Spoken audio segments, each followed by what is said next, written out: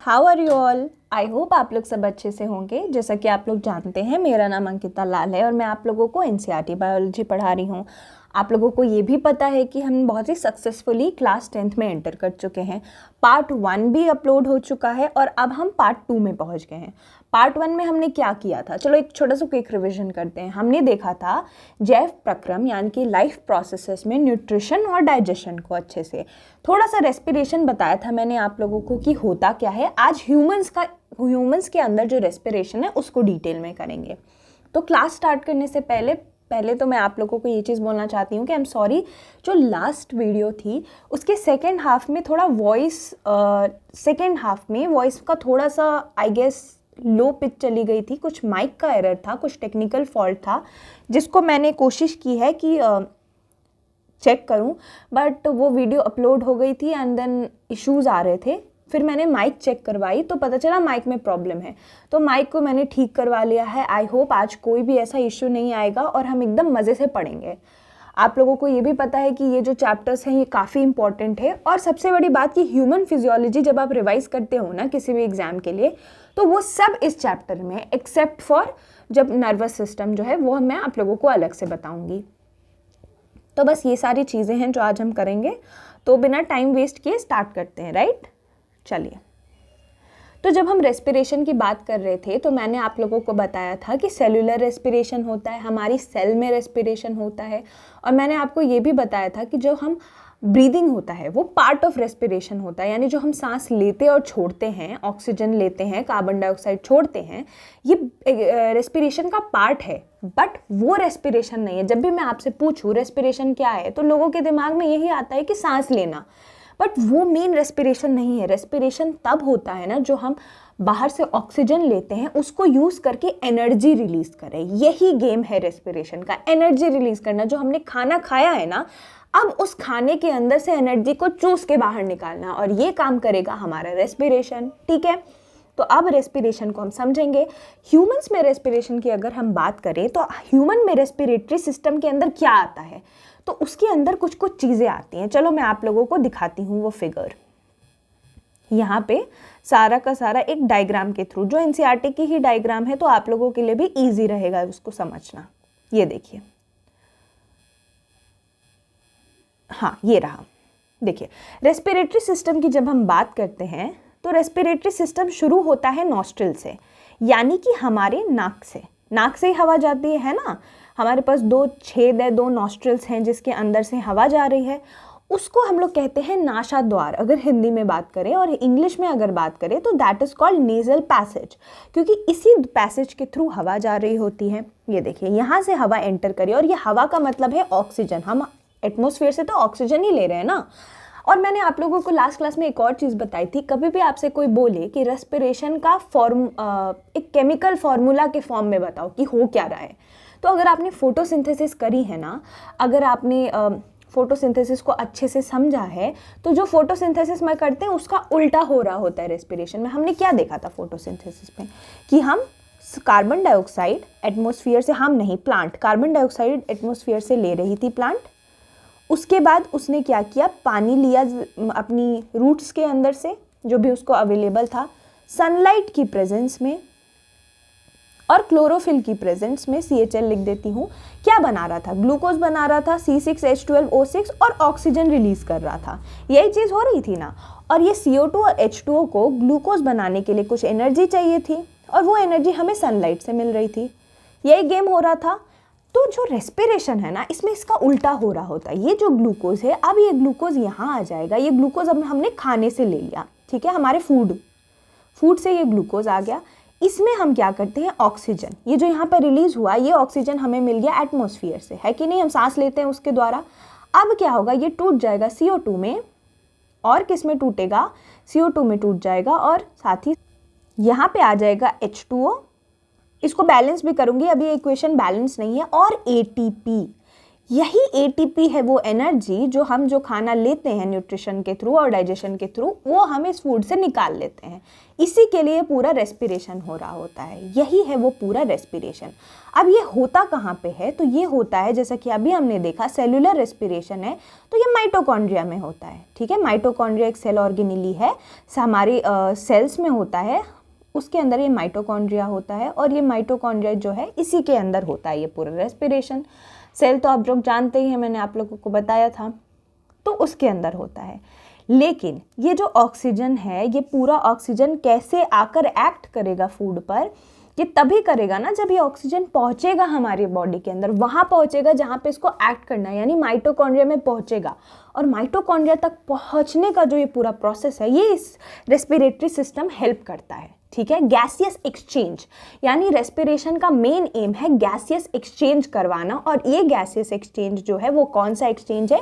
O2 को अंदर जाना और CO2 को बाहर निकालना, यही चीज़ करवानी है जो मैंने आपको पिछली क्लास में भी बताया था। इस चीज़ को करने के लिए पूरा रेस्पिरेटरी सिस्टम है। मैं एकदम सिंपल भाषा में आपको बताना चाहती हूँ।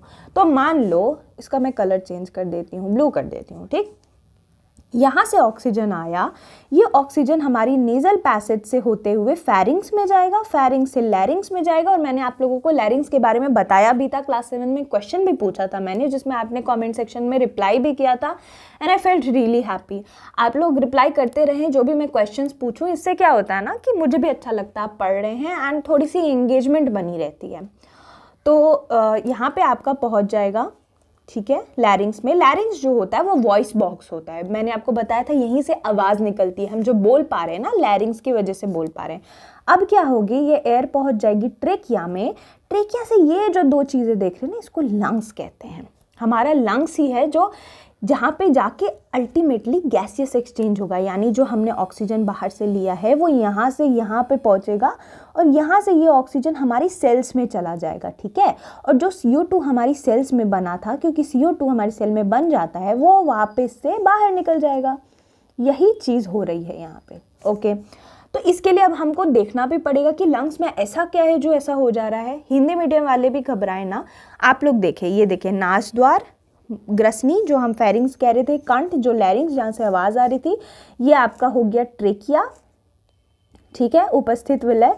और ये हो गए आपके लंग्स, जिसको हम लोग फुफ्फुस कह रहे हैं। 2 लंग्स हैं, ठीक है, और ये रिब्स हैं, क्योंकि पसलियाँ जिसके अंदर ये लंग्स रहता है। आप सोचो ना, इतना डेलिकेट ऑर्गन है, अगर इसको हम प्रोटेक्ट करके नहीं रखें रिब्स के अंदर, तो ऑब्वियसली ये काम नहीं करेगा। तो इसकी प्रोटेक्शन के लिए रिब्स होती हैं, और रिब्स एक और चीज़ में मदद करती है, वो भी हम देखेंगे। डायफ्राम होता है, डायफ्राम का भी रोल है, इसको भी हम लोग देखेंगे। मेन यहाँ पे होती है ये कुपिका।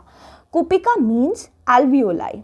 जो लंग्स है ना वो अल्टीमेटली टूट, यहाँ से जो ट्रेकिया है वो नीचे जाता है, और यहाँ पे क्या होते हैं, ब्रोंकाई होते हैं, इसको ब्रोंकाई कहते हैं। फिर ये टूट के और ज़्यादा पार्ट्स में टूटता है, उसको ब्रोंकियोल कहते हैं। और अल्टीमेटली जिसमें कल्मिनेट होता है, यानी जहाँ पे एंड होता है, ये स्ट्रक्चर है, क्या एंड हो रहा है, ये स्ट्रक्चर एंड हो रहा है रेस्पिरेटरी सिस्टम का, वो होता है एल्वियोलाई।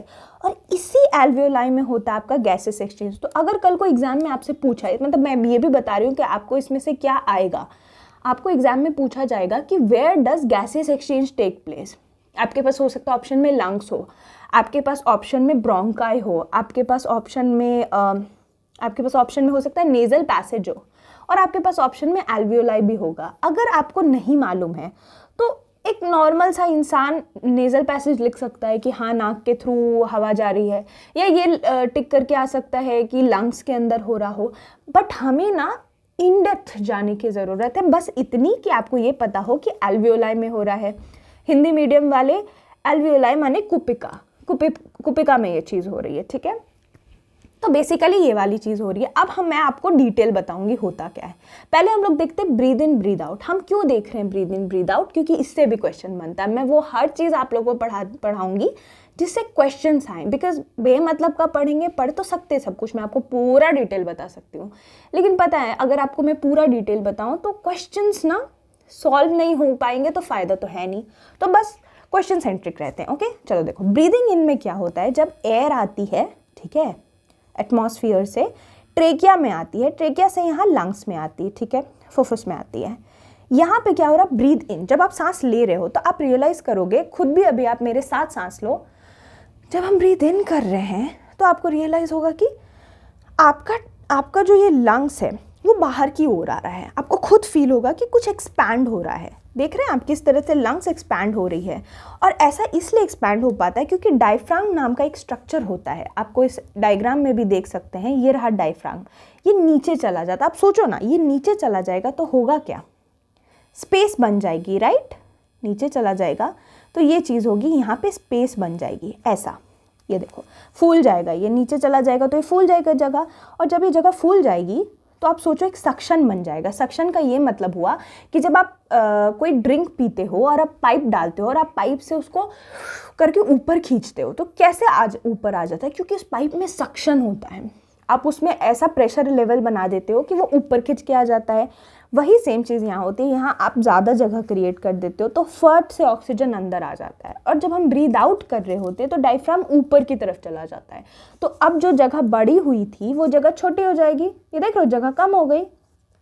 जगह कम होने की वजह से जो CO2 हमारे अंदर था अब वो बाहर आ जाएगा। ठीक है, ऑक्सीजन लेते वक्त हमने बड़ा कर दिया उसको जगह ताकि वो अंदर आ जाए, और जब हमें ऑक्सीजन CO2 बाहर निकालना था तो मैंने उसको छोटा कर दिया तो वो बाहर चला जाएगा। सिंपल सक्शन के ऊपर काम करता है ये। अब यहाँ पे आपके लिए काम का क्वेश्चन ये है कि जब एक्सहेल कर रहे हैं तो डायफ्राम ऊपर की तरफ चला जाता है तो वो एक सर्टेन शेप बना लेता है। उस शेप को कहते हैं डोम शेप, गुंबज आकार। और ये है आपका क्वेश्चन। ठीक है, ये आपके एग्जाम का क्वेश्चन बन जाता है कि जो रेस्पिरेशन होता है यानी कि ब्रीद इन होता है, तो जब ब्रीद इन कर रहे होते हैं तो ब्रीद इन के टाइम क्या होता है, डायफ्राम जो है आपका वो चला जाता है नीचे। ठीक है, और जब हम ब्रीद आउट कर रहे होते हैं तो आपका जो डायफ्राम है वो चला जाता है ऊपर, राइट। और यहाँ पे आपके लिए इंपॉर्टेंट क्वेश्चन है, डोम शेप बना लेता है। डोम शेप, क्योंकि ये डोम शेप आया हुआ है एग्जाम्स में तो इसीलिए मैंने आपको बता दिया। अब तो आप समझ गए कि किस तरह से हवा आई गई। ठीक, अब क्या होगा, ये हवा चली जाएगी यहाँ तक, यहाँ से हमने ब्रीथ किया, जो भी यहाँ पहुँच गया। अब ये हमारा आ गया एल्वियोलाई में। यहीं पर होता है वो गेम। कौन सा गेम, गैसेस एक्सचेंज का गेम। अब हम लोग देखेंगे होता कैसे है गैसेस एक्सचेंज। एल्वियोलाई में ऑक्सीजन आ गया, ये एक एल्वियोलाई है।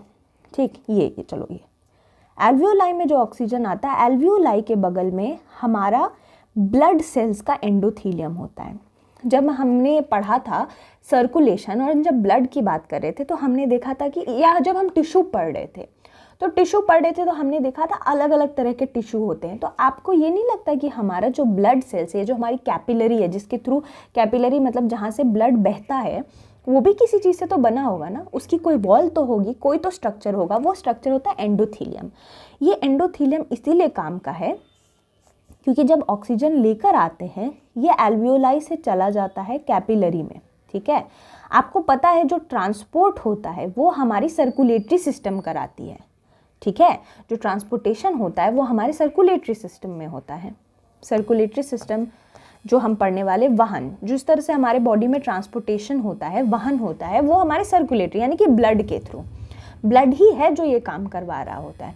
तो यहाँ जो ऑक्सीजन है ये पहुँच जाएगा एल्वियोलाई से पास करके ब्लड सेल्स में। ब्लड सेल से ये ऑक्सीजन जो है ब्लड में पहुँच जाएगा और ब्लड से चला जाएगा ये सेल्स में, हमारे जो सेल्स हैं उनमें पहुँच जाएगा ऑक्सीजन। यही तो करवाना था, ऑब्वियसली यही तो काम था, यही काम था, ये सेल में लेके जाना था। और अब सेल में पहुँचने के बाद माइटोकॉन्ड्रिया में जाएगा, वहाँ जाकर एनर्जी रिलीज कर देगा।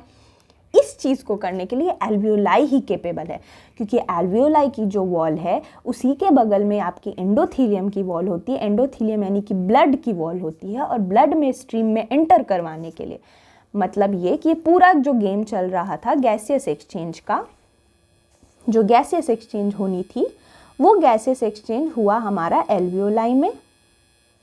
ठीक है, और एल्वियोलाई में एंडोथीलियम सेल्स थे जो कि ब्लड सेल्स थे, यानी कि ब्लड स्ट्रीम यानी कि खून ब्लड स्ट्रीम में पहुंच गया। ये अब ब्लड स्ट्रीम में पहुंचने के बाद अब यहाँ पे ऑक्सीजन हमारी सेल्स में चला जाएगा, और सेल्स में जो कार्बन डाइऑक्साइड था, क्योंकि हमारी सेल में भी कुछ ना कुछ उसका भी तो एक्सक्रीटरी प्रोडक्ट है, वो चला जाएगा बाहर, जो वापस से लंग्स में चला जाएगा और लंग्स से बाहर की ओर चला जाएगा। यही पूरा गेम था। ठीक है, यही चीज़ यहाँ पे भी लिखी हुई है जो मैंने आप लोगों को पिक्चर के थ्रू बताया कि लंग्स होते हैं, उसमें एल्वियोलाई होता है, किस तरह से इनहेलेशन में रिब्स लिफ्ट हो जाती है, डायफ्राम फ्लैट हो जाता है, ब्लड जो है वो कार्बन डाइऑक्साइड जो है रेस्ट ऑफ द बॉडी में ले जाता है, से लेकर आता है एल्वियोलाई में, और ऑक्सीजन जो है वो एल्वियोलाई से ब्लड के अंदर चली जाती है। यही चीज़ जो मैंने लिखी है और आपको जो पिक्चर दिखाया है ये वही चीज़ हो रही है। यहाँ पे भी देखो किस तरह से ऑक्सीजन आ रहा है, CO2 बाहर जा रहा है, और ये सब एल्वियोलाई में हो रहा है, यानी कि ये सब की सब कुपिका में हो रही है। ठीक है, तो हमको कुपिका की इम्पोर्टेंस पता चल गई। ठीक है, इस तरह से हमने पूरा रेस्पिरेशन देख लिया। था ना इंटरेस्टिंग? मुझे तो बड़ा इंटरेस्टिंग लगता है ना, होप आप लोग को भी इंटरेस्टिंग लग रहा हो। अब अगर हमने देख लिया रेस्पिरेशन, तो नेक्स्ट चीज़ क्या पढ़नी चाहिए हमें? ऑब्वियसली सर्कुलेशन, क्योंकि अभी तो हम पहुंच गए ना एंडोथीलियम में, तो अब हम लोग देखेंगे सर्कुलेशन। सर्कुलेशन सिस्टम या ट्रांसपोर्टेशन जो होता है, चाहे ऑक्सीजन का ट्रांसपोर्ट जो हमने देखा, वो होता है हमारे ब्लड के थ्रू, सर्कुलेटरी सिस्टम के थ्रू। ठीक है, सर्कुलेटरी सिस्टम में क्या होता है? हार्ट होता है जिसको हृदय कहते हैं, ब्लड जिसको रक्त कहते हैं, और ब्लड वेसल्स जिसके थ्रू रक्त बहता है। ठीक है, ब्लड की अगर हम लोग बात करें तो ब्लड मैंने आप लोगों को बहुत बार पढ़ाया है। ब्लड का मतलब होता है it's a fluid connective tissue, ये एक टिश्यू है। ठीक है, और ये फ्लूइड है क्योंकि ब्लड ऑब्वियसली आपको पता है, और ये कनेक्ट करता है इसलिए इसको कनेक्टिव टिश्यू कहते हैं। मैंने बड़ी बार बताया आपको ये क्या ट्रांसपोर्ट करता है। अगर कल को मैं पूछूं ब्लड क्या ट्रांसपोर्ट करता है, तो ये फूड भी ट्रांसपोर्ट करता है, ऑक्सीजन तो आपने देख ही लिया, और वेस्ट मटीरियल भी ट्रांसपोर्ट करता है। ब्लड का कॉम्पोजिशन देखेंगे अब हम लोग। ठीक है, ये देखो रुधिर। रुधिर क्या है? रुधिर यानी कि ब्लड, ये एक तरल माध्यम होता है, आपको पता ही, इसमें प्लाज्मा होता है। ऑब्वियसली जब हम ब्लड कर रहे थे तो हमने देखा था ब्लड के अंदर दो कंपोनेंट होते हैं, मैंने आपको पहले भी समझाया था, फिर से लिख देती हूँ। एक प्लाज्मा होता है, दूसरे सेल्स होते हैं। यही चीज़ यहाँ पे लिखी हुई है, देखो ब्लड के अंदर प्लाज्मा होता है, उसके अंदर सेल सस्पेंडेड होती हैं। प्लाज्मा का क्या काम होता है? तो ये food, carbon dioxide, nitrogenous waste जो ट्रांसपोर्ट हो रहा था वो डिसॉल्व फॉर्म में प्लाज्मा में ट्रांसपोर्ट होता है। ऑक्सीजन जो होती है उसको कौन कैरी करता है? अभी ऑक्सीजन जो पहुंच गया था हमारे आरबीसी में रेस्पिरेशन के बाद, उसको कौन लेकर जाएगा? उसको लेकर जाएंगे सेल्स के अंदर भी 3 तरह के सेल होते हैं, आरबीसी, डब्ल्यूबीसी और प्लेटलेट्स। इसमें जो हमारे आरबीसी भैया हैं, उस आरबीसी भैया के अंदर होता है हीमोग्लोबिन। ये एक पिगमेंट है। यही हीमोग्लोबिन का काम है ऑक्सीजन का ट्रांसपोर्ट करवाना। ठीक है, ये भी पिछले क्लासेस में बताया है मैंने, आप लोगों को इसकी स्ट्रक्चर भी बताई, तो प्लीज़ आप लोग एक बार प्लीज़ रिवाइज कर लिया। देखो आपको पता ही है रिवीजन का कोई सब्स्टिट्यूट नहीं है, याद तभी होगा जब रिवाइज करेंगे। चलो ठीक है, तो हमने ये देख लिया। अब अगर हम बात करते हैं, तो जब हम रुधिर की बात करते हैं तो इसके अंदर आपको पता चल गया कि किस तरह से अलग अलग सेल्स होती हैं, वो सेल होता है, और हम इन सब को, ये जो ब्लड है ये आएगा, ये ब्लड जाएगा, इसको के लिए कोई ऑर्गन तो होना चाहिए। जैसे आपके घर पानी चढ़ता है और पानी जो हमारे नीचे से लेकर ज़मीन से चढ़ाते हैं, तो कोई एक सिस्टम है ना जिसके थ्रू वो पानी चढ़ रहा है। वो क्या है? मोटर है। हमारे घर में पानी मोटर से चढ़ता है। तो आपको नहीं लगता हमारी बॉडी में जब ब्लड को इतना बहना है इधर से उधर, तो कुछ तो उधर भी होना चाहिए ना ऑर्गन? तो वहाँ एक पंपिंग ऑर्गन होती है जिसको हम लोग हार्ट बोलते हैं। तो हम लोग हार्ट देखेंगे। आपको ये ब्लड सेल्स मैंने बताई थी, देखो ये सारे पिक्चर्स लगा दिए मैंने, आप लोग देख लेना। इस सबके बारे में डिटेल में बात करी हुई है, थोड़ा थोड़ा मैंने आपको बता दिया, बट अगर आप देखना चाहो तो यहाँ पे भी मैंने लगा दिया। Monocyte, lymphocyte, thrombocyte. ये देखो परेशान नहीं होना आप लोगों को, थ्रोम्बोसाइट प्लेटलेट्स को ही बोलते हैं। ठीक है, प्लेटलेट्स का दूसरा नाम है। अब हम लोग हमारा पंप हृदय की बात करेंगे। अब हम लोग हमारे हार्ट के बारे में बात करेंगे। तो अगर हार्ट की बात करें तो हार्ट एक मस्कुलर ऑर्गन है। ऑब्वियसली अगर आपसे पूछे ना कि हार्ट कितना बड़ा होता है, तो अपनी मुट्ठी बंद कर लें, और जितना बड़ा आपका मुट्ठी होगा उतनी ही बड़ी आपकी हार्ट होगी। यानी इतना छोटा सा ऑर्गन, सोच रहे हो कितनी बड़ा काम करता है। अगर हार्ट फेल हो जाए तो डेथ हो जाती है। अब हार्ट के बारे में हम बात करते हैं। हार्ट में चेम्बर होते हैं। आपको पता है कि हार्ट के अंदर 2 तरह का ब्लड बह रहा है। एक ऑक्सीजन रिच ब्लड जो कि रेस्पिरेशन के द्वारा हमारे खून में आ चुका है, और एक CO2 रिच ब्लड। एक ऑक्सीजन रिच ब्लड है जो देखा ही हमने अभी, और दूसरा CO2 रिच ब्लड है, क्योंकि हमारे सेल्स जो हैं CO2 रिलीज करते हैं। अगर इन दोनों ब्लड मिक्स हो गए तो आपको नहीं लगता है कितना बड़ा प्रॉब्लम हो जाएगा? मिक्सिंग नहीं करनी है हमें, तभी तो एक जाएगा दूसरा आएगा। इस मिक्सिंग से बचने के लिए हमारे हार्ट में चेम्बर्स होते हैं, ठीक है। 4 चेम्बर होते हैं हमारे ह्यूमन हार्ट में, 4 चेम्बर होता है। अलग अलग ऑर्गन में अलग अलग चेम्बर्स होते हैं, किसी में 3 होते हैं, किसी में 2 होते हैं, ये भी मैंने आप लोगों को बताया है। अगर हमने बात करी थी तो हमने देखा था ह्यूमन में, बर्ड्स में, इन सब में 4 चेम्बर हार्ट होता है। हमने देखा था फिश, मछलियों में 2 चेम्बर हार्ट होता है। और ये इंपॉर्टेंट है, ये क्वेश्चन भी आता है चेम्बर, ठीक है। अगर हम एम्फीबियन की बात करें तो उनमें 3 चेम्बर्ड हार्ट होता है, ठीक है। इस तरह के अलग अलग चेम्बर्स होते हैं, ये इंपॉर्टेंट है। हमारे अंदर 4 चेम्बर होते हैं और अभी हम ह्यूमन का देख रहे हैं। अब देखो यहाँ पे, ये हमारा हार्ट है। यहाँ पे आपका होता है राइट एक होता है एओर्टा, दूसरा होता है वेन, ठीक है। वो भी अलग अलग होते हैं। मैं सिंप्लीफाई करके दिखाती हूँ। ये 4 चेम्बर्स हैं, ठीक है। हमारे हार्ट में 4 चेम्बर होते हैं। यहाँ पे यही चेम्बर दिखा रहा है आपको। एओर्टा दिख रहा होगा, आपको पल्मोनरी आर्टरी दिख रही होगी, आपको ऑरिकल दिख रहा होगा, आपको वेंट्रिकल दिख रहा होगा। 2 ऑरिकल होते हैं और 2 वेंट्रिकल होते हैं, ये इनके नाम है, ओके। बताती हूँ आपको। एक राइट ऑरिकल होता है, एक राइट वेंट्रिकल होता है, ए लिख देती हूँ। एक लेफ्ट ऑरिकल होता है, एक लेफ्ट वेंट्रिकल होता है, ठीक है। आपको ये चीज़ समझ में आ गई? यहाँ देखें, ये दाया एट्रियम, ऑरिकल एट्रिया भी लिखते हैं। चलो ऑरिकल नहीं लिखती हूँ मैं, ऑरिकल थोड़ा ज़्यादा कंफ्यूजिंग हो जाएगा। एट्रिया लिखती हूँ क्योंकि एट्रिया ही से बात करते हैं हम लोग। ऑरिकल भी बताऊँगी क्या क्या होता है, क्यों बोलते हैं। आप एट्रिया मान के चलो। राइट 2 एट्रियम होते हैं, 2 एट्रिया होता है, एट्रियम तो वो उसका सिंगुलर फॉर्म हो गया। और 2 वेंट्रिकल होते हैं, ठीक है। 2 एट्रिया और 2 वेंट्रिकल।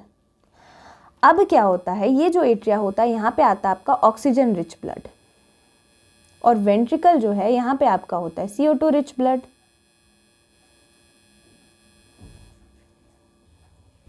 देखो ये तो मैंने लिख दिया है, बट एक्चुअल में किस तरह से ये होता है वो मैं आपको दिखाती हूँ। एक्चुअल में हमारे चेम्बर्स ऐसे होते हैं, ठीक है।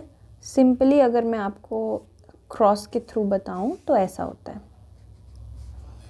राइट राइट, लेफ्ट लेफ्ट, ठीक है। Right atria, right ventricle, left atria, left ventricle. ये राइट साइड है, ये लेफ्ट साइड है। अभी जो मैंने आपको पहले भी कुछ क्लासेस में बताया कि जो हमारा राइट होता है ना, जो हमारे रियल लाइफ में राइट होता है और जो हमारी पिक्चर में राइट होता है, दैट इज़ डिफरेंट। जो बुक्स में राइट होता है ना, वो हमारे रियल राइट से उल्टा होगा। तो अगर मैं यहाँ राइट लिख रही हूँ, दैट मीन्स इधर ही राइट होता है। तो राइट एट्रिया और राइट वेंट्रिकल, इनका क्या काम होता है? अब चलो मैं आपको पिक्चर के थ्रू बताती हूँ। ये आपको एओर्टा दिख रहा है। एओर्टा क्या होता है ना, इसका काम होता है, नहीं चलो पहले सुपीरियर वेना कावा दिखाती हूँ। ये सुपीरियर वेना कावा जो होता है, इसका देखो नाम में ही सुपीरियर है। सुपीरियर से आप ये समझो ऊपर वाला पार्ट, ठीक है। सुपीरियर वेना कावा क्या करता है, जो भी ब्लड होता है ना हमारी अपर बॉडी में, यानी कि ऊपरी सतह, यानी कि आपका स्टमक हो गया, आपके जो आपकी हैंड्स हो गई, लिम्स हो गई, वहाँ से ब्लड कनेक्ट करके आपके एट्रिया में लेकर आता है, राइट एट्रिया में, राइट। और जो आपका इंफीरियर वेना कावा है, वो lower half of the body से ब्लड लेकर आता है।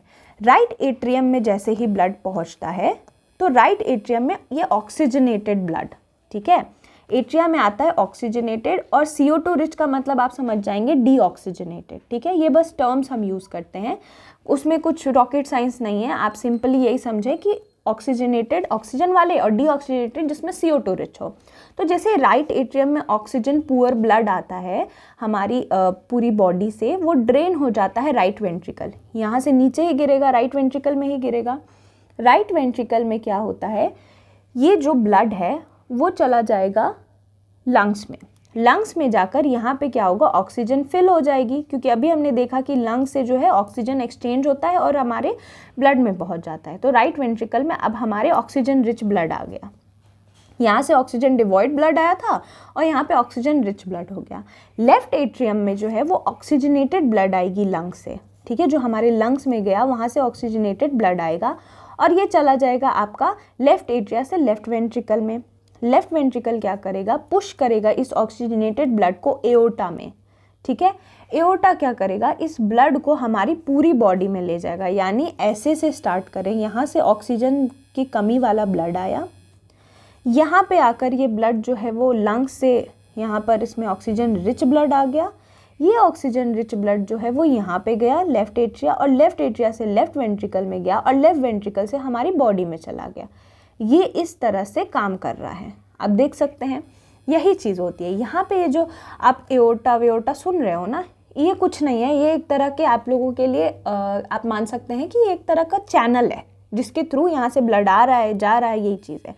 बट आपको ये चीज़ तो अब समझ में आ गई कि बार बार लंग्स की बात हो रही है। बार बार लंग्स की बात इसलिए हो रही है ना, क्योंकि जो हमारे ब्लड में जो सर्कुलेशन होता है वो दो तरफ पार होता है, यानी लंग्स का भी कनेक्शन है और हार्ट का भी कनेक्शन है, ठीक है। एक होता है सिस्टेमिक सर्कुलेशन होता है, एक पल्मोनरी सर्कुलेशन होता है। पल्मोनरी जो भी शब्द लगा होता है ना, वो आपकी लंग्स से रिलेटेड होता है। जब भी किसी चीज़ में पल्मोनरी लगा हो, यानी it is related to lungs, ठीक है। क्या हुआ आपको, ऑब्वियसली अभी मैंने बताया कि ऑक्सीजन जो है वो लंग्स के थ्रू ब्लड में आ जाता है, यही है। देखो इस तरह से जो है वो ब्लड जो है वो लंग्स से आया, यहाँ से लंग्स से ऑक्सीडाइज्ड हुआ, यानी ऑक्सीजन आया, ये ऑक्सीजन यहाँ आया, यहाँ से ये लेफ्ट वेंट्रिकल में गया, और फिर यहाँ से पूरी बॉडी में चला गया। फिर बॉडी में जाकर क्या होगा, यहाँ पे ऑक्सीजन ख़त्म हो जाएगा, और ये ऑक्सीजन वापस से लंग्स में जाएगा, और लंग्स वापस से इसको रिच करके देगा। यानी हमारे लंग्स इक्वली इम्पॉर्टेंट है हमारे सर्कुलेशन में जितना हमारा हार्ट इम्पॉर्टेंट है, ठीक है। ऑक्सीजन एंटर करता है ब्लड में लंग्स के थ्रू हार्ट में जाता है, और इस तरह से पूरा रेस्पिरेशन चल रहा होता है, ठीक है। बॉडी से हमने लिया सुपीरियर वेना कवा और इन्फीरियर वेना कवा, तो बता ही दिया आप लोगों को। यहाँ पे ऑक्सीजन डिवॉइड ब्लड आया, ऑक्सीजन डिवॉइड ब्लड यहाँ पे गया, यहाँ से ये ऑक्सीजन डिवॉइड ब्लड जो है वो हमारी लंग्स में गया, लंग्स से इसमें ऑक्सीजन आया, ऑक्सीजन ये वापस से इस तरफ आया एंड देन चला गया। यही चीज़ हो रही है हमारी right atria, right ventricle, left atria, left ventricle, यही हमारा पूरा सिस्टम है। इस तरह से ब्लड हमारा हार्ट पूरी तरह से काम करता है। ऑक्सीजनेटेड ब्लड लंग से आता है, जाता है, यही सिंपल चीज़ है। आप लोगों को याद रखना है, ऑक्सीजन रिच ब्लड लंग से आएगा लेफ्ट एट्रिया में, ठीक है, thin upper wall to the left atria relax करेगा।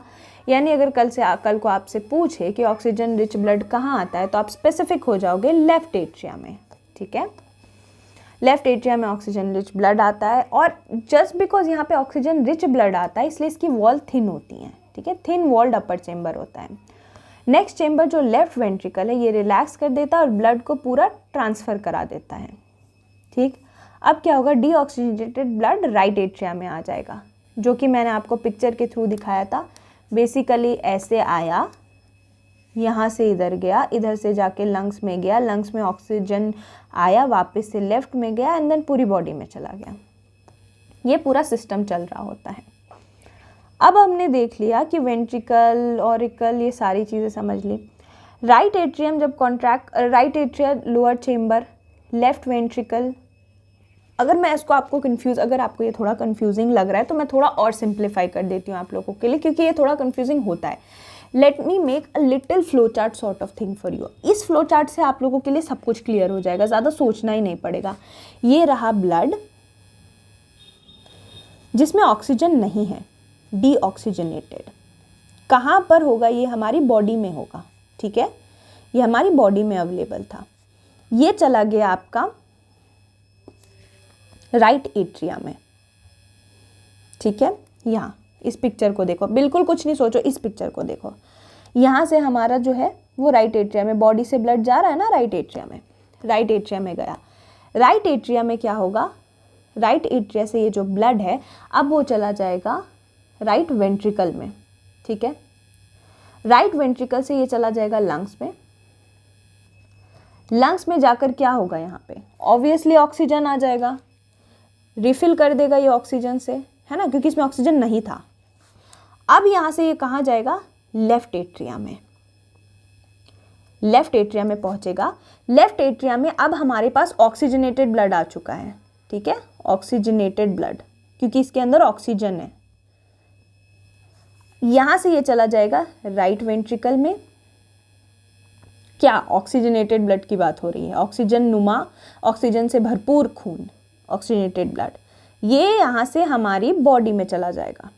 ठीक, बॉडी में फिर हमारा बॉडी फंक्शन करेगा और इवेंचुअली ऑक्सीजन खत्म हो जाएगा, CO2 निकलेगा हमारी बॉडी से, क्योंकि हमारी सेल जो है वो एक्सक्रीट करती है CO2। CO2 हमारे लाइफ के प्रोसेसेस के दौरान निकलता है हमारी बॉडी से। अब ये ब्लड डीऑक्सीजनेटेड हो चुका है क्योंकि बॉडी ने यूज़ कर लिया ऑक्सीजन जो उसको यूज़ करना था। किस चीज़ में यूज़ किया ये बताओ, अभी हमने ऊपर पढ़ा, ये ऑक्सीजन एक तो किस चीज़ के लिए, एनर्जी बनाने के लिए, जो रेस्पिरेशन में हो रहा था। ठीक, अब डीऑक्सीजनेटेड ब्लड वापस से राइट एट्रिया में जाएगा, राइट वेंट्रिकल। यही है आपका flow chart to be remembered. Flow chart यही इंपॉर्टेंट है, इसको देख लेना, अंदर का कुछ मत देखना। ठीक है, सुपीरियर वेना कवा, इन्फीरियर के वेना कवा कुछ नहीं है। इन्फीरियर सुपीरियर वेना कवा बस ऐसे आपके लिए चेम्बर्स हैं, जो ऊपर से लाएगा तो सुपीरियर, नीचे से लाएगा तो इन्फीरियर। ठीक है, यही सारी चीज़ें हैं। और काम की चीज़ ये है कि हमारे हार्ट के ऊपर जो लेयर होती है वो पेरिकार्डियम की होती है। ये सब कुछ इंपॉर्टेंट चीज़ें हैं जो एग्जाम में आएगी।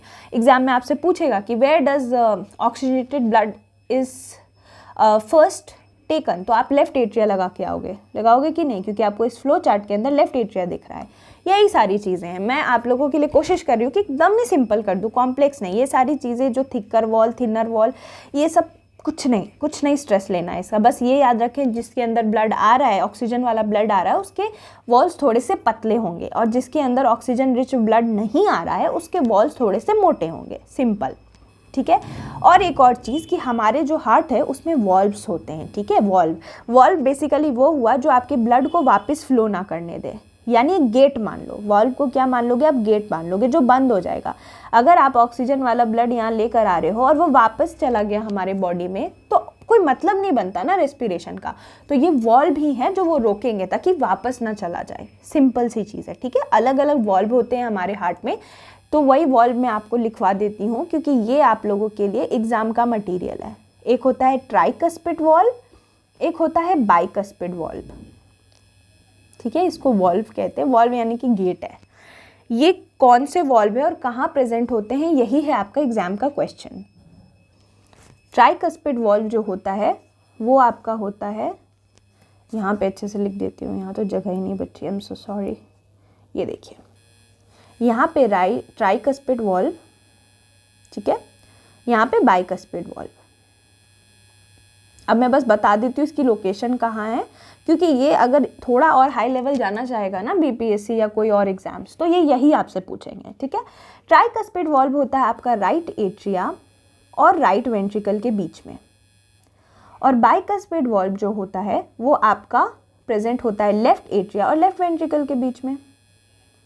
सिंपल सी बात है, आपको तो पता ही है ना कि अगर एट्रिया वेंट्रिकल में ब्लड साथ में चला गया, कुछ मिक्सिंग हो गई तो प्रॉब्लम हो जाएगी, क्योंकि इनका अपना अपना फंक्शन है। यही आपको याद रखना है, ट्राई वाला राइट में, बाई वाला लेफ्ट में।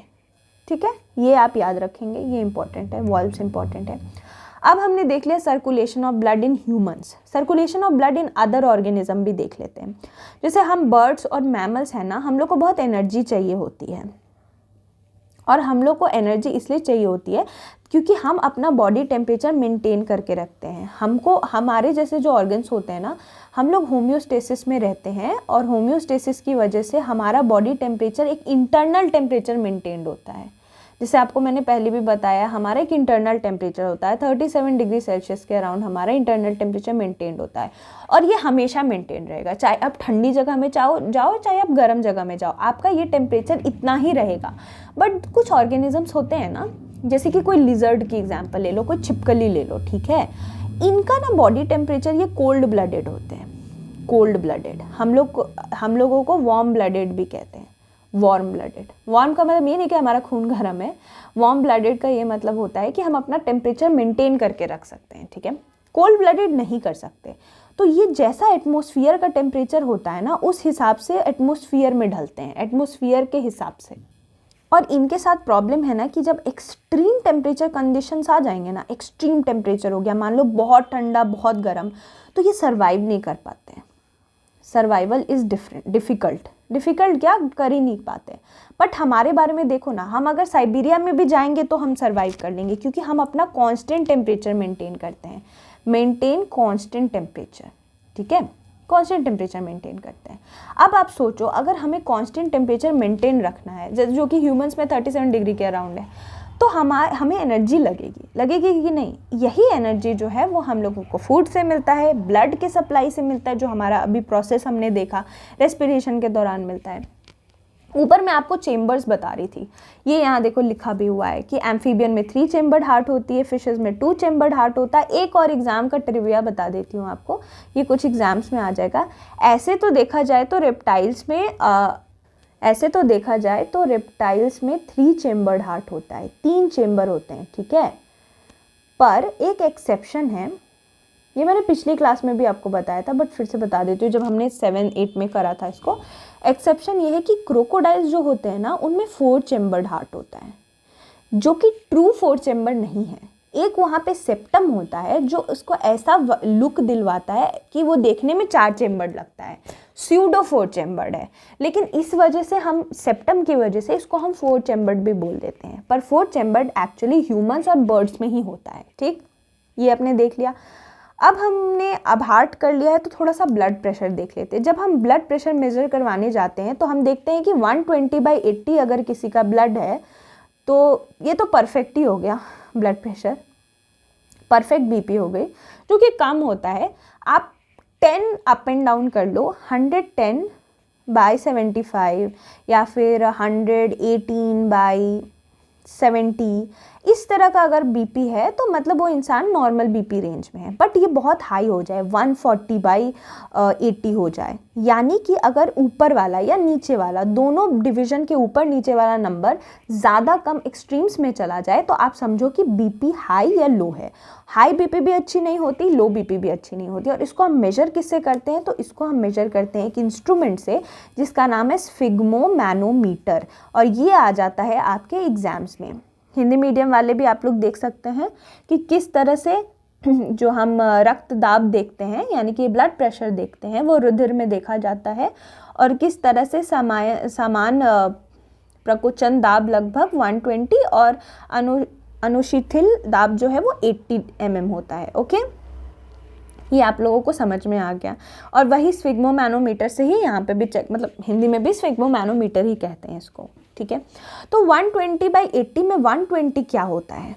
120 आपका सिस्टोलिक प्रेशर होता है और 80 जो है आपका डायस्टोलिक प्रेशर होता है। हिंदी में अगर हम लोग कहें तो जो 120 होता है वो होता है आपका प्रकुचन दाब, और जो 80 होता है वो आपका होता है अनुशिथिल दाब। ये आपका प्रेशर है, और प्रेशर है इसीलिए इसको मिलीमीटर में मेजर करते हैं, ठीक है। प्रेशर के अलग अलग यूनिट्स होते हैं, mm, पास्कल एटसेट्रा, बहुत सारे यूनिट होते हैं, बट जब हम बीपी चेक करते हैं तो mm में चेक करते हैं। तो ये जो 120/80 है वो प्रेशर है, ब्लड का प्रेशर। अब ये प्रेशर्स होते क्या हैं? तो जब हमारा ब्लड जो है ना हार्ट में फ्लो कर रहा होता है और ब्लड वेसल्स में फ्लो कर रहा होता है, ब्लड वेसल्स क्या हैं वो भी अभी हम देखेंगे, ब्लड वेसल्स में फ्लो कर रहा होता है तो वो एक प्रेशर एक्सर्ट करता है। ऑब्वियसली कोई चीज़ अगर आपके पाइप में से भी जा रही है तो वो अपना एक प्रेशर एक्सर्ट करेगी। ये प्रेशर जो है ना वो हमारे आर्टरीज में ज़्यादा होता है वेन के अगर हम कंपैरिजन करें। चलो इसको बताने से पहले मैं थोड़ा आपको वेन करा देती हूँ, फिर इसको बताती हूँ, ठीक है। इसको होल्ड पर रखते हैं। तो अगर हम लोग रुधिर वाहिकाओं की बात करें, यानी कि ब्लड वेसल्स की बात करें, तो आर्टरी और वेन 2 ब्लड वेसल है, क्योंकि अगर ब्लड है तो वो फ्लो भी तो करेगा ना कहीं से। तो ये जो फ्लो करता है आर्टरीज और वेन्स, वेट अ मिनट, हाँ जी, आर्टरी और वेन। आर्टरी क्या काम करता है? आर्टरी जो है वो ब्लड को कैरी करता है away from the heart to various organ. अभी सोचो हार्ट से खून लेकर जा रहे ऑर्गन में तो ऑब्वियसली ऑक्सीजन रिच ब्लड होता होगा, ठीक है। और क्योंकि यहाँ पे ऑक्सीजन रिच बॉडी है और ब्लड इमर्ज करता है यहाँ पे काफ़ी हाई प्रेशर से, तो आर्टरी जो होती हैं उनके वॉल जो होते हैं वो थिक होते हैं। आप सोचो ना, अगर किसी पाइप दे दूँ मैं आपको और उस पाइप में आप पानी का टैप के अंदर पाइप लगा दो और टैप को भी पानी ज़ोर से खोल दो तो ज़्यादा प्रेशर होगा ना, क्योंकि पानी का अमाउंट ज़्यादा है। वैसे ही यहाँ पे जो आर्टरी होती हैं उसके अंदर जो ब्लड होते हैं काफ़ी हाई प्रेशर पे होते हैं, क्योंकि इसमें ऑक्सीजनेटेड ब्लड होता है। वेन्स जो है वो कलेक्ट करती हैं ब्लड को अलग अलग ऑर्गन में और हार्ट में लेकर जाती हैं, और इनके पास जो है वो वॉल जो है काफ़ी थिक होने की ज़रूरत नहीं है इसको, ठीक है, क्योंकि ब्लड अब उतने प्रेशर में नहीं है जितना वो आर्टरी के दौरान था। यहाँ पे क्या होता है ना, वेन्स में वॉल्व्स होती हैं, ये आपको याद रखना है, क्योंकि वेन क्या कर रहा है, आपका ब्लड कलेक्ट करके, ठीक है, डिफरेंट ऑर्गन से हार्ट में लेकर के जा रहा है, यानी कि कार्बन डाइऑक्साइड रिच ब्लड लेकर जा रहा होगा, है कि नहीं, क्योंकि वो हार्ट ले जा रहा है कि हार्ट में जाके पंप हो जाए और ऑक्सीजन आ जाए। अब अगर ये वापस से चला गया हमारी बॉडी में किसी वजह से, सोच लो वापस से चला गया, इसका डायरेक्शन वापस वहाँ चला गया, तो सोच लो कितना बड़ा डिजास्टर हो जाएगा। तो इसीलिए जो हमारी वेन्स होती हैं उनमें वॉल्व्स होते हैं। वॉल्व का मैंने आपको बताया, वॉल्व को गेट जैसा मान लो जो बंद कर देता है, एक बार गए तो वापस नहीं जा सकते, तो इसमें इसलिए वॉल्व होती हैं ताकि डायरेक्शन यूनी डायरेक्शन हो, एक ही डायरेक्शन से जा रहा हो, इसीलिए, ठीक है, यूनी डायरेक्शनल हो। सिंपल सी चीज़ अब हमने देख ली, ख़त्म। अब आगे हम लोग थोड़ा बढ़ते हैं, हम लोग ये देखते हैं कि जो स्मॉलेस्ट वेसल होते हैं ब्लड में उनको कैपिलरी कहते हैं, ठीक है। कैपिलरी बहुत ही पतली वॉल होती है इसकी, काफ़ी थिन वॉल, आप बस इतना याद रखिए, कैपिलरी थिन वॉल होती है, इनको स्मॉलेस्ट वेसल बोलते हैं, ठीक। कैपिलरी ज्वाइन कर लेती हैं वेन को बाद में, ठीक है, और फिर ब्लड को वही वाला काम है इनका, कन्वे करेगी blood away from the organ और टिश्यू। ये देखें, धमनी हो गई आर्टरी, वेन हो गया सिरा, कैपिलरी हो गई कोशिका। तो ये हमने ब्लड वेसल्स देख ली, ओके। ये देखो, ये भी पिक्चर आपके लिए मैंने लगाई है, सारे पिक्चर्स मैंने लगाई हैं ताकि थोड़ा पिक्चर से भी पता चल जाए, ठीक। आपके लिए यहाँ काम का क्या था कि आर्टरी में ज़्यादा प्रेशर होता है ब्लड का, इसलिए आर्टरी की वॉल थिक होती है, वेन में कम प्रेशर होता है इसलिए वेन की वॉल थिन होती है, और दूसरी चीज़ की वेन में वॉल्व होते हैं, इतना। अब हम समझ गए आर्टरी और वेन। अब चलो हम इसको कंटिन्यू करते हैं। अब आपको पता है कि जो प्रेशर होता है वो वेन आर्टरीज में ज़्यादा होता है वेन के। तो जो प्रेशर होता है ब्लड का इनसाइड आर्टरी ड्यूरिंग कॉन्ट्रैक्शन, ठीक है, क्योंकि आपको पता ही है कि वेंट्रिकल्स जो होते हैं उसके अंदर चला जाता है ये ऑक्सीजनेटेड ब्लड, और फिर यहाँ से हमारी पूरी बॉडी में जाता है। लेफ्ट एट्रिया में आ गया ऑक्सीजनेटेड ब्लड, फिर लेफ्ट वेंट्रिकल में जाता है ना, और लेफ्ट वेंट्रिकल से हमारी बॉडी में जाता है।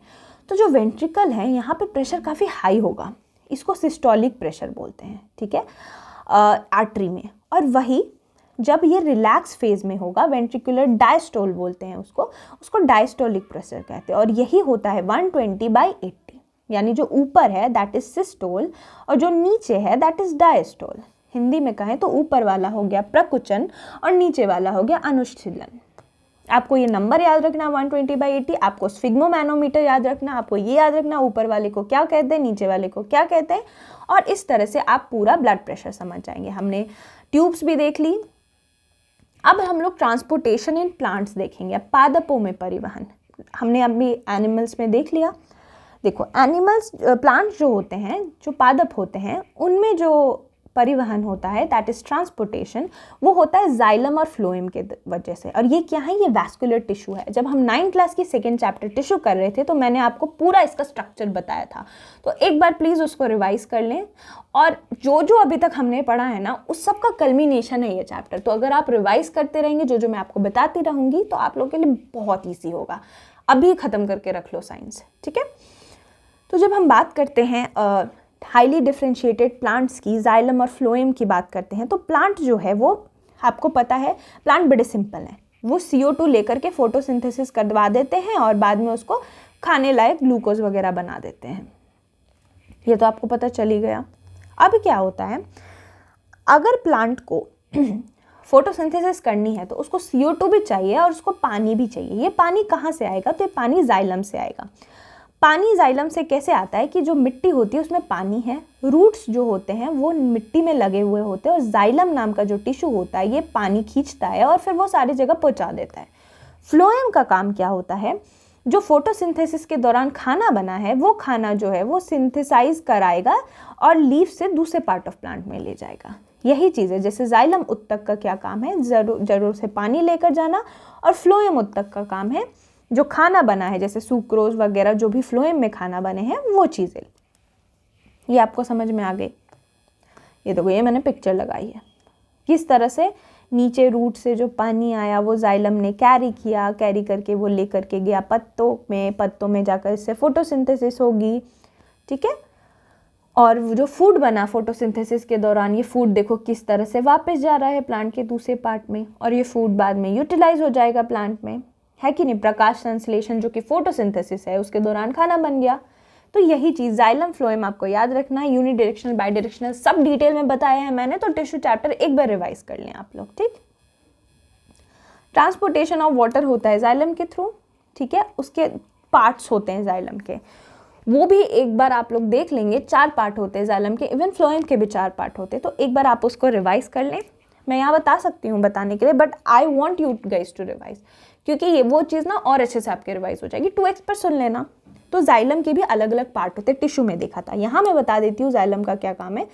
जाइलम जो है वो क्या करेगा, सॉइल से कॉन्टैक्ट में रूट रहेंगे, क्या होगा, आयंस लेंगे, डिफरेंस होगा कॉन्सेंट्रेशन में रूट और सॉइल का, और इसी डिफरेंस ऑफ कॉन्सेंट्रेशन की वजह से वाटर मूव अप कर जाएगा। ट्रांसपिरेशन भी मैंने आप लोगों को पहले ही अभी इसी क्लास में पिछले पार्ट में बताया था, टेम्परेचर रेगुलेशन के लिए होता है। फूड की बात करें तो फूड जो है वो फ्लोएम में होता है, और फूड का जो ट्रांसपोर्ट होता है उसको ट्रांसलोकेशन कहते हैं। तो ये नाम आप लोगों के लिए इंपॉर्टेंट है, ट्रांसलोकेशन। फ्लोएम जो है ना अमीनो एसिड का भी ट्रांसपोर्ट करती है। ये मत सोचिएगा कि सिर्फ ग्लूकोज बनता है तो ग्लूकोज ही, स्टार्च वगैरह बनता है तो वही ट्रांसपोर्ट होता है, नहीं, अमीनो एसिड भी ट्रांसपोर्ट करती है, दूसरी चीज़ें भी ट्रांसपोर्ट करती है। क्योंकि फ्लोएम का अगर आप पार्ट देखोगे तो सीव, ट्यूब, कंपेनियन सेल्स वगैरह पार्ट्स होते हैं उसके, और सबका अपना अपना रोल होता है। अभी उतना डिटेल में जाने की ज़रूरत नहीं है, वो टिश्यू में हम डिटेल में जा चुके हैं। अब मैं आपको एक चीज़ बता दूं कि जैसे जाइलम है ना, जाइलम बड़ी सिंपल वजह से हो जाता है। जाइलम में कोई बहुत एनर्जी की ज़रूरत नहीं होती पानी खींचने के लिए, बट जब फ्लोएम, ये बहुत इंपॉर्टेंट पॉइंट है और यही आपका क्वेश्चन बनेगा कि जब जाइलम पानी खींचता है तो बड़े सिंपल फिजिकल फोर्सेस की वजह से, जो कि क्या था, ट्रांसफर ऑफ आयन में कॉन्सेंट्रेशन का अंतर हुआ और कॉन्सेंट्रेशन डिफरेंस की वजह से पानी आ गया। लेकिन जब फ्लोएम अपना फूड ट्रांसपोर्ट करता है तो फ्लोएम यूज़ करता है ATP। फ्लोएम को एनर्जी लगती है खाना ट्रांसपोर्ट करने के लिए, सुक्रोज वगैरह, ठीक है। तो ऐसे अगर आपको ये याद रखना है तो मैं एक टेक्निक दे सकती हूँ। आप लोग ये सोचना कि पानी लेकर के अगर आपको जाना है, अगर आपको मैं बोलूँ कि किचन से पानी ला दो तो आपको जाना है, ग्लास में पानी भरना है, लाना है। बट अगर मैं कहूँ कि मुझे कुछ खाना है, फॉर एग्जाम्पल मैगी, तो भी मैगी जैसे सिंपल चीज़ के लिए भी आपको पूरा प्रोसेस करना होगा। तो यानी खाना बनाना थोड़ा मेहनत का काम है, तो इसलिए उसमें एनर्जी लगती है, इसलिए फ्लोएम को एनर्जी लगती है। That's just the way you can remember, आपके ऊपर है, आप कैसे भी याद रख सकते हो, ठीक है, बस याद रखना है हमें। अब हमने ये देख लिया कि ऑस्मोसिस, मैंने आपको बताया था पिछली क्लासेस में कि ऑस्मोसिस जो है ना वो वाटर ट्रांसपोर्ट का एक तरीका है। वाटर ट्रांसपोर्ट जो जाता है इधर से उधर। अब हमने ये देख लिया, ट्रांसलोकेशन देख ली। अब हमने करना है एक्सक्रीशन, ठीक है। एक्सक्रीशन को कहते हैं उत्सर्जन। देखो हमारी बॉडी में इतनी सारी चीज़ें हुई, सारा बायोलॉजिकल प्रोसेस हुआ, तो आपको नहीं लगता कुछ हार्मफुल चीज़ें भी बनी होंगी? हार्मफुल चीज़ें जो बनती है हमारी बॉडी में उसको निकालना ज़रूरी है, और अगर ये नहीं निकला हमारी बॉडी से तो ये हमारे लिए लॉन्ग रन में प्रॉब्लम क्रिएट कर सकता है। बहुत सारे जो यूनिसेलुलर ऑर्गेनिज्म होते हैं ना, जो एक सेल वाले ऑर्गेनिज्म होते हैं, एक कोशिका जिसमें होती है, वहाँ पे वेस्ट जो है एकदम सिंपल डिफ्यूजन प्रोसेस से उनकी बॉडी से ही निकल जाता बाहर। बट हमारे जैसे कॉम्प्लेक्स ऑर्गेनिज्म को ये बाहर निकालने के लिए, हार्मफुल चीज़ें बाहर निकालने के लिए उत्सर्जन यानी एक्सक्रीशन की प्रोसेस करनी पड़ती है। तो अब हम लोग मानव में उत्सर्जन देखेंगे। मानव में अगर उत्सर्जन की बात करें तो एक्सक्रीटरी सिस्टम जो ह्यूमन बीइंग का होता है ना, हमारा होता है, उसमें एक पेयर ऑफ किडनी, एक पेयर का मतलब हुआ 2 किडनी, ठीक है, एक पेयर ऑफ यूरेटर यानी कि 2 यूरेटर, एक यूरिनरी ब्लैडर और एक यूरिथ्रा होता है। अभी मैं पिक्चर दिखाऊंगी, परेशान नहीं होना। हिंदी में बात करें तो एक जोराविक, एक मूत्रवाहिनी, एक मूत्राशय और एक जो है वो मूत्रमार्ग। सिंपल यही चीज़ है, ठीक, बस नाम थोड़ी अलग है। अगर हम लोग बात करें तो किडनी जो होता है वो हमारे एब्डोमेन में लोकेटेड होता है, ठीक है, ऑन द इधर साइड ऑफ द बैकबोन। जो हमारी बैकबोन होती है उसके इधर के किसी भी साइड में, ठीक है। हमारी बॉडी में यूरिन प्रोड्यूस होता है, ठीक है, वो यूरिन किडनी में पास करता है, किडनी से पास करके यूरेटर जाता है, यूरेटर से यूरिनरी ब्लैडर और यूरिथ्रा से रिलीज हो जाता है। अब हम दिखाते हैं पिक्चर, ये देखो, ये है हमारा एक्सक्रीटरी सिस्टम। यहाँ पे आपको दिख रहा है, ये हैं 2 किडनीज, ये है 2 यूरेटर, ये है ब्लैडर और ये यूरिथ्रा। यहाँ पे आपका बना यूरिन, ये यूरिन जो है वो चला गया आपका यूरेटर से यूरिनरी ब्लैडर में और यूरिनरी ब्लैडर से यूरिथ्रा में चला गया, ठीक है। तो आपने इस तरह से समझ लिया इसको। अगर हिंदी में देखें तो वही चीज़ है, दो हमारी विक है और मूत्रवाहिनी है, मूत्राशय, और सेम वही सारी चीज़ें हैं। अगर हम बात करें तो ये जो किडनी है इनका काम होता है ये यूरिन प्रोड्यूस करना। ये यूरिन यहीं किडनी में ही बनती है ये यूरिन, और किडनी में जो यूरिन बनाने का काम करते हैं वो किडनी के अंदर से एक स्पेशल सेल्स होते हैं, स्पेशल सेल्स नहीं, किडनी सेल्स ही हैं, जिनको कहते हैं नेफ्रॉन। अक्सर लोग जो है ना एग्जाम में नेफ्रॉन और न्यूरॉन में कंफ्यूज हो जाते हैं। Neuron versus nephron. नेफ्रॉन होती है आपकी किडनीज में, और ये बड़े क्वेश्चंस एग्जाम में, बड़े सारे एग्जाम में क्वेश्चन आए कि वेयर इज नेफ्रॉन सीन या फाउंड, या what is which one of the following is made up of nephron, तो वो होगा आपका किडनी। यही नेफ्रॉन जो है इसका स्ट्रक्चर इतना इंपॉर्टेंट है आपके लिए क्योंकि यहीं पे बनता है यूरिन। इसकी स्ट्रक्चर अब हम देखते हैं। ये देखिए, ये है स्ट्रक्चर ऑफ नेफ्रॉन। अब यहाँ पे आपके लिए क्या काम का है, इसमें कुछ नाम दिखेंगे आपको, जैसे Bowman's capsule, glomerulus, branch renal tube, nephron, when, capillary, collecting duct.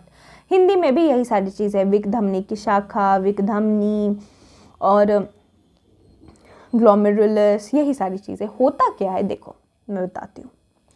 यहाँ पे आपको बहुत सारे कैपिलरीज देख रहे होंगे, यानी कि यहाँ पे कुछ तो ब्लड से रिलेटेड है, यानी कि ब्लड यहाँ पे भी घूम रहा है।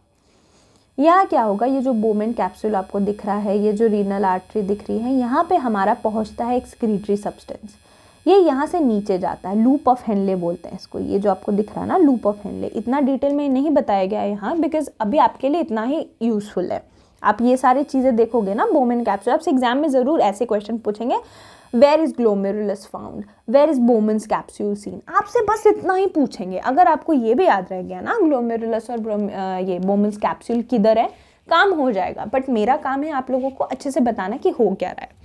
आप उसको बस समझने के लिए, सुनने के लिए इंटरेस्ट की तरह लो कि देखो हमारी बॉडी में कैसे कैसे एक्सक्रीशन हो रहा है, कैसे यूरिन फॉर्मेशन हो रहा है। नेफ्रॉन में क्या हो रहा होता है ना, नेफ्रॉन में 3 चीज़ें हो रही होती हैं, बस मैं आप लोग को समझाने के लिए। यहाँ पे फिल्टरेशन हो रहा होता है, यहाँ पे रीएब्जॉर्प्शन हो रहा होता है, और यहाँ पे सिक्रीशन हो रहा होता है। अगर यूरिन का कॉम्पोजिशन आपसे कल को पूछे ना कि यूरिन किस चीज़ से मिलकर बना है, कभी कभी ये भी पूछ देता है, तो हमारे यूरिन में 95% वाटर होता है और 5% वेस्ट प्रोडक्ट होता है। आपको ये जानकर बड़ी हैरानी होगी कि हमारे बॉडी में जब यहाँ तक एक्सक्रीटरी सब्सटेंसेस और वाटर पहुँचता है ना, यहाँ पे भी बहुत ज़्यादा एब्जॉर्प्शन होता है। हमारी बॉडी कोशिश करती है कि कितना काम का सामान रख ले, ठीक है, तो यहाँ बहुत ज़्यादा एब्जॉर्प्शन होता है। और सिक्रीशन क्या होता है, ये वेस्ट सब्सटेंस, यहाँ पे मान लो आपका वाटर आया, यहाँ से नीचे गया, ये वाले एरिया में क्या होगा, फिल्टरेशन हो रहा होगा, यानी कि बुरी चीज़ बाहर निकल रही होगी, अच्छी चीज़ बाहर निकल रही होगी, बुरी चीज़ यहाँ से अंदर जा रही होगी।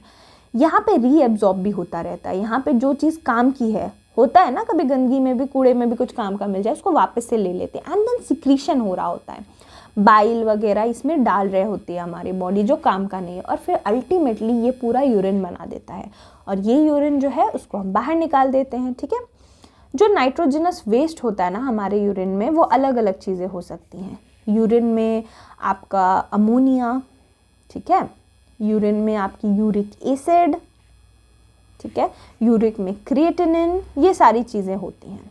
और कभी आप ब्लड टेस्ट कराने जाओ तो क्रिएटिनिन लेवल वगैरह भी चेक किया जाता है।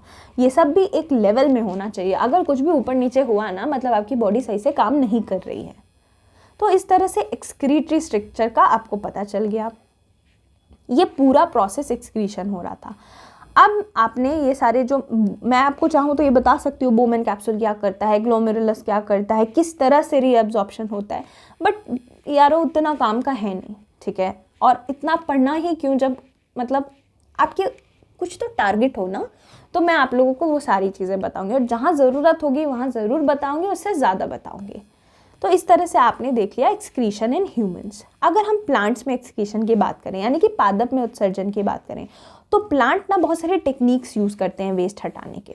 जैसे प्लांट जो है ना, वो क्या करेंगे, अपना जो भी वेस्ट प्रोडक्ट है उसको गम या रेजिन बना देंगे। यानी ये गम और रेजिन जो है ना, यहाँ देखो, प्लांट क्या करता है, जो भी उसके काम का सामान नहीं रहा वो क्या करेगा, रिड रिड निकालेगा। जैसे प्लांट को आपको पता है ऑक्सीजन, CO2 वगैरह। ये एक सबसे इंटरेस्टिंग चीज़ मैं आपको बताऊं, आपको पता है ऑक्सीजन जो है प्लांट के लिए वेस्ट प्रोडक्ट है, हमारे लिए ऑक्सीजन काम का है। फोटोसिंथेसिस का बाई प्रोडक्ट मैं हमेशा आपको बताती आई हूँ कि फोटोसिंथेसिस का बाई प्रोडक्ट ऑक्सीजन है। बाई प्रोडक्ट का मतलब कि ज़रूरत नहीं था, बन गया, तो प्लांट के लिए वो एक वेस्ट प्रोडक्ट है, इसलिए प्लांट उसको बाहर निकाल देता है और हम उसको ले लेते हैं। तो प्लांट को गेट रिड ऑफ करना है इस ऑक्सीजन और CO2 से, तो बड़ा सिंपल तरीका है, ये वही करेगा, ट्रांसपिरेशन करेगा, उससे एक्सेस वाटर हटा देगा, फोटोसिंथेसिस करेगा, उससे एक्सेस ऑक्सीजन हटा देगा, और बाकी जो इधर उधर की डेड सेल्स और टिश्यू हैं वो प्लांट वगैरह गिरेंगे, पत्ते झड़ेंगे, उससे चला जाएगा। उसके अलावा अगर कुछ सेल में वेस्ट प्रोडक्ट बना तो वो प्लांट स्टोर कर लेगा रेजिन और गम के फॉर्म में, ठीक है। और यही रेजिन और गम उसको हम यूज़ कर लेते हैं, हमारे लिए काम का हो जाता है। गम आपको तो पता ही होगा। यही वाली चीज़ें जो हैं जैसे कि गोंद और रेजिन, ये सारी चीज़ें जो हैं हम इसको बाद में यूज़ कर लेते हैं, लेकिन प्लांट का ये वेस्ट प्रोडक्ट है। ओके, ये गम और रेजिन जो है ना आपके कॉस्मेटिक्स में, आपके दवाइयों में और बहुत सारी चीज़ों में यूज़ हो जाता है। तो इस तरह से हमने ये देख लिया प्लांट का एक्सक्रीशन। तो मोर और लेस पादप में उत्सर्जन इज़ वेरी सिंपल। कुछ इंटरेस्टिंग पॉइंट्स जो हमें मिले NCERT में वो भी मैंने आप लोगों के लिए लिख लिया है। जैसे कि एल्वियोलाई का सरफेस जो है ना, अगर आप उसको खोल दो, ठीक है, तो ये कवर करेगा 80 metres, 80 metre square. Can you believe it, कितना बड़ा हुआ, 80 मीटर स्क्वायर कवर करता है अगर आप एल्वियोलाई के सरफेस को खोल दो। और यही एल्वियोलाई है जहाँ पे कुपिका, जिसको हम पढ़ रहे थे, जहाँ पे गैसेस एक्सचेंज हो रहा था। उसके अलावा अगर diffusion were to move oxygen in our body, अगर हमारी बॉडी में लंग्स नहीं होते, ठीक है, और डिफ्यूजन जो सिंगल सेल ऑर्गेनिज्म में होता है उसके थ्रू एक्सचेंज हो रहा होता, तो आपको पता है आपको 3 साल लग जाते एक मॉलिक्यूलर ऑक्सीजन टोज से तक पहुँचाने में हमारे लंग्स से। इसीलिए हमारी बॉडी में जो हो रहा है वो क्यों हो रहा है, क्योंकि हमारी बॉडी कॉम्प्लेक्स है, सिंपल चीज़ें समय ले लेगी। उसके अलावा एरोबिक रेस्पिरेशन में ज़्यादा एनर्जी अवेलेबल होती है ऑर्गेनिज्म को, ये तो बड़ी सिंपल सी चीज़ है, क्योंकि ऑक्सीजन ज़्यादा आ रहा है तो होगा ही। उसके अलावा कुछ चीज़ें ये बताते हैं, हम अभी एक्स्ट्रा चीज़ें जो NCERT में वो देखने वाले हैं, ठीक है, चलो उसको देखते हैं। पहली चीज़ तो स्मोकिंग। आपको पता है ना लंग कैंसर सबसे कॉमन कॉज है डेथ का वर्ल्ड में। तो जो लोग स्मोक करते हैं उनमें होता क्या है कि जो स्मोक है वो उनके सारे ट्रैक्ट को कवर कर लेता है, लंग्स के अंदर जो नोज़ में जो हेयर होती है उसको डिस्ट्रॉय कर देता है। जर्म्स, डस्ट, स्मोक, ये सारी केमिकल चीज़ें हमारी लंग्स में घुस जाती है, लंग्स में इन्फेक्शन कर देता है और अल्टीमेटली लंग कैंसर हो जाता है। So smoking is injurious to health. Cigarette के डब्बे पे तो लिखा होता है लेकिन कोई मानता किधर है। बट सोचो अगर सब माने तो कितनी ज़्यादा लाइफ बच सकती है लंग कैंसर से। तो आप लोग रिस्पॉन्सिबल सिटीजन्स बने और बताएं कि smoking is injurious to health and it should not only be on the डब्बा, it should be inside our head, है कि नहीं। चलिए, अब ऑर्गन डोनेशन के बारे में NCERT में दिया था। आपको पता होगा अंगदान जो है एक बहुत ही जेनरस एक्ट है, बहुत ही उदार कार्य है। अगर आप किसी को ऑर्गन डोनेट करते हो तो आप उसकी ज़िंदगी बचा रहे हो। ऑर्गन ट्रांसप्लांट से बहुत सारी लाइफ्स बच जाती हैं, लेकिन ऑर्गन ट्रांसप्लांट अगर करना है तो ऑर्गन को सर्जिकली रिमूव किया जाता है और फिर उसको दूसरे ऑर्गेनिज्म में डाल दिया जाता है। और ये जब रिमूवर हो रहा होता है तो हमें चेक करना पड़ता है कि दोनों की बॉडी कंपैटिबल है कि नहीं। कंपैटिबिलिटी चेक होती है कि बॉडी उसको ले सकती है कि नहीं। उसके अलावा बहुत सारी चीज़ें होती हैं, हम अपनी एंटीबॉडीज़ को सप्रेस करते हैं ताकि वो लड़े ना दूसरे के ऑर्गन से, और बहुत सारी चीज़ें होती हैं। कॉमन डोनेशन लोग किस चीज़ की करते हैं, लोग कॉर्निया की डोनेशन करते हैं, किडनी डोनेशन। आपको पता है अगर एक किडनी डोनेट कर दी जाए तो दूसरी किडनी के साथ आप बिल्कुल आराम से जी सकते हो अपनी ज़िंदगी। जैसे दो किडनी के साथ जीते हो वैसे एक किडनी के साथ भी जी सकते हो। इसलिए kidney donation is not at all harmful to you, ठीक है। उसके अलावा लोग इंटेस्टाइन की, बोन मैरो की भी डोनेशन करते हैं। बट कुछ ऑर्गन्स जैसे कि किडनी या फिर लिवर का पार्ट या लंग या टिश्यूज़, ये अगर किसी ने डोनेट कर दिया ना तो वो इंसान को तभी डोनेट करना है जब वो अलाइव हो। यानी कि गुर्दे या फिर ये सब आपको दान करना है ना तो जीवित होने पर ही किया जा सकता है। ये है आपका काम का सामान कि किडनी, लिवर का पार्ट, लंग आप तभी डोनेट कर सकते हो जब आप अलाइव हो, डेथ के बाद नहीं, क्योंकि कुछ ऑर्गन्स आप डेथ के बाद डोनेट कर सकते हो, that does not cause any problem. अब हम बात करते हैं आर्टिफिशियल किडनी की, जिसको हम लोग कहते हैं हीमोडायलिसिस, कृत्रिम विक अपोवहन। हीमोडायलिसिस क्या होता है ना, कभी कभी कुछ ह्यूमंस में दोनों किडनी फेल कर जाती है, काम ही नहीं करती। तो आपको पता है कि अगर ये इतना सारा वेस्ट प्रोडक्ट हमारी बॉडी में एक्यूमुलेट हो गया तो वो डेथ हो सकती है। तो तब काम आती है आर्टिफिशियल किडनी, जिसको हम लोग कहते हैं हीमोडायलिसिस। इसमें जैसे कि आप इस पिक्चर में देख सकते हैं, इस ह्यूमन के ब्लड में इन ह्यूमन के हाथ के पास जहाँ पे वेन्स है वहाँ पे किसी तरह के ट्यूब्स लगा दिए गए हैं। ये ट्यूब क्या कर रहा है, ये वेन से कनेक्टेड है, वेन के थ्रू ये क्या कर रहा है, ये हमारी बॉडी में पहुंच रहा है सेलेक्टिवली परमिएबल मेम्ब्रेन के थ्रू। ये आपका काम का सामान है कि सेलेक्टिवली परमिएबल मेम्ब्रेन होता है। इसका ये मतलब हुआ कि वो वही चीज़ अंदर जा सकती है जो वो सेलेक्टेबल हो, मतलब वो जाने लायक हो, कुछ ही चीज़ें जा सकती हैं। यहाँ से क्या होता है, यहाँ से जो फ्रेश डायलिसिंग सोल्यूशन यानी जो काम का सामान है, जो यूरिया वगैरह है, वो यहाँ पर आकर जमा हो जाता है और बाकी चीज़ें जो हैं वो निकल जाती हैं। सिंपल सी चीज़ है, फ्रेश डायलिसिंग सोल्यूशन यहाँ से प्रोसेस होता है, डायलिसिंग सोल्यूशन डाला जाता है एंड देन ये, यानी कि हमारा किडनी हमारा किडनी ख़त्म हो गया और एक मशीन ने टेक ओवर कर लिया, बस यही चीज़ है। यहाँ भी आप देख सकते हो, बस आपको यहाँ याद रखना है सेलेक्टिवली परमिएबल मेम्ब्रेन, और आपको ये याद रखना है कि यहाँ से यूरिया एक्सेस सॉल्ट बॉडी से निकाल देते हैं। एक चीज़ मैं आप लोगों के लिए लेकर आई हूँ, एक डिजीज़ है जिसका नाम है हीमोलाइटिक यूरिन सिंड्रोम। ये एक रेयर बीमारी है जो किडनी और ब्लड क्लॉटिंग के फंक्शन को अफेक्ट करती है। ये अभी कुछ दिन से न्यूज़ में था, तो ये आप अपने लिए करंट अफेयर मान सकते हो, हीमोलाइटिक यूरिमिक सिंड्रोम। और इसको ट्रीट करने के लिए हमारे साइंटिस्ट जो हैं वो यूज़ करने वाले हैं, इसको ट्रीट करने के लिए हम यूज़ करते हैं डिज़ाइनर फाजेस। डिज़ाइनर फाजेस, फाजेस का मतलब होता है बैक्टीरियोफाज। ये एक वायरस है, यहाँ आपकी बहुत सारी चीज़ें रिवाइज हो जाएगी इसलिए मैं बता रही हूँ। Bacteriophage are a type of viruses.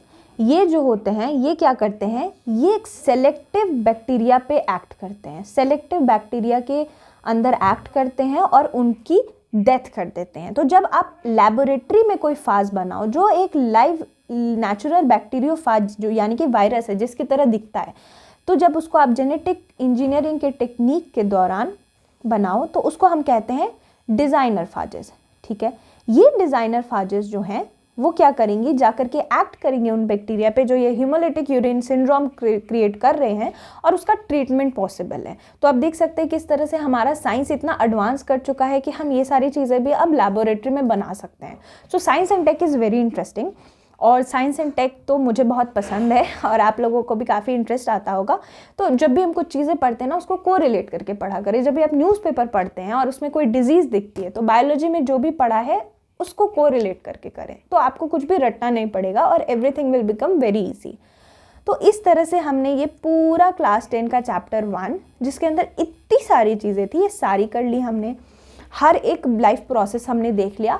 एक आपका बच रहा है नर्वस सिस्टम जिसको हम लोग आगे पढ़ने वाले हैं आगे के चैप्टर्स में। तो इस तरह से ये हमारा पूरा क्लास खत्म हो रहा है। जहाँ तक बात रही PYQs की, तो आप लोगों को पता है ये काफ़ी बड़ा चैप्टर था, तो आप लोग मुझे कमेंट सेक्शन में बताएं क्या मैं इस पूरे चैप्टर का एक PYQ सेशन ले लूँ जो 30-35 मिनट्स का होगा, जिसमें सारे आज तक जितने भी PYQ आए लाइफ प्रोसेसेस के वो करवा दूंगी, तो आपका ह्यूमन फिजियोलॉजी हो जाएगा। क्या अगर आपको ये आइडिया सही लग रहा है, आप लोग ऑन बोर्ड हो, तो प्लीज़ कमेंट सेक्शन में मुझे बताओ, तो मैं आई विल डू दैट। मैं आप लोगों की अलग से सेशन ले लूँगी just for PYQ of this chapter, क्योंकि ये चैप्टर काफ़ी डिटेल था ना, तो इसके PYQ भी आपके आधा घंटे 40 मिनट चला जाएगा। तो आई जस्ट वॉन्ट कि अगर आप लोग ऑन बोर्ड हो गए तो आई विल डू दैट। तो इस तरह से हमने ये चैप्टर कर लिया और नेक्स्ट चैप्टर में अब हम लोग प्रोसीड करेंगे क्लास 10 के। क्लास 10 के चैप्टर्स ऐसे ही बड़े बड़े होंगे, इन डेप्थ होंगे और पार्ट में आएंगे। आप लोग इसको अच्छे से करें। 9th-10th कवर्ड है, तो आप लोग समझ जाओ कि आपका काम ख़त्म है साइंस का। और बायोलॉजी के क्वेश्चंस तो एकदम से बन जाएंगे, इसमें फुल मार्क्स लेकर आना है, एक मार्क्स इंपॉर्टेंट है। तो with that I will conclude. मिलती हूँ मैं नेक्स्ट क्लास में। पढ़ते रहिए आप लोग सब, आगे बढ़ते रहिए।